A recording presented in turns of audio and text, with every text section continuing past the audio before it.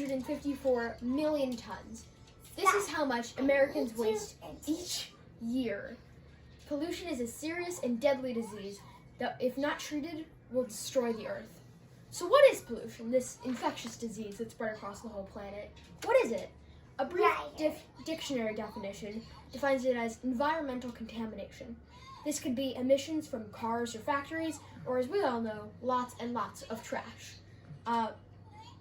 Climate change, better known as global warming, is the greenhouse gases in the atmosphere reflecting the sun's heat back into the earth. This will make the earth warmer over time, and it may sound cool, but okay, damn it. Sorry. When these due to the greenhouse gases being released due to industry, production, as well as agriculture. When these gases are released, into the atmosphere, it creates a kind of blanket around the earth that keeps us warm. But too much of it can be devastating to life as we know it, potentially causing extreme temperatures, uncontrollable weather events, and eventually mass extinction. With global warming melting the ice cap, animals like polar bears have less places to go every day.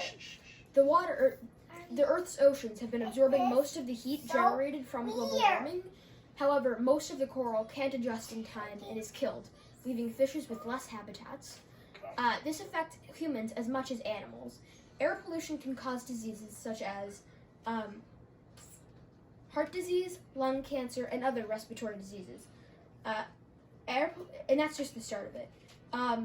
Air pollution, like emissions from cars and smog, accounts for around 4.2 million deaths each year just because people need to breathe this air to live. Here I'll show you some examples of what pollution is doing to the world. And just keep in mind, I'm going to have a slideshow up on the screen while I do this, so there will be pictures.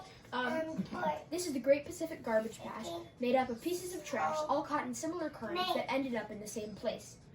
And over time, it turned into sort of an island that grows bigger every day. Pictures, as you can imagine.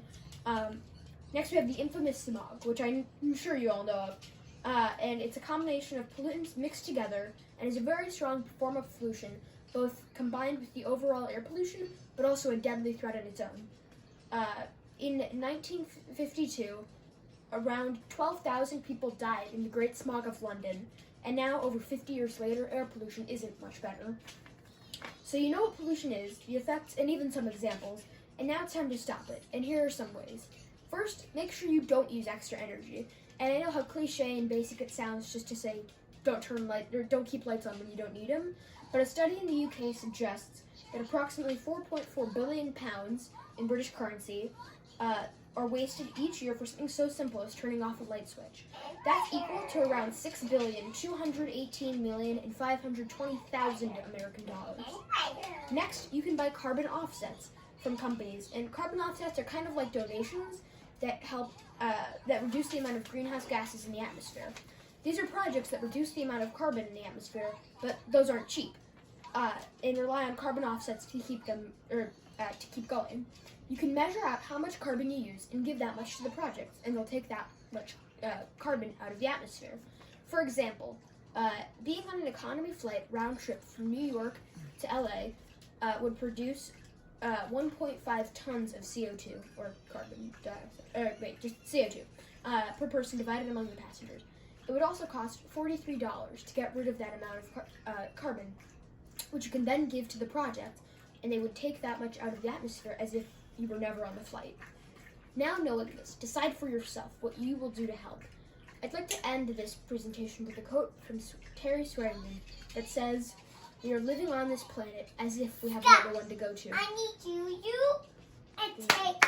Good job.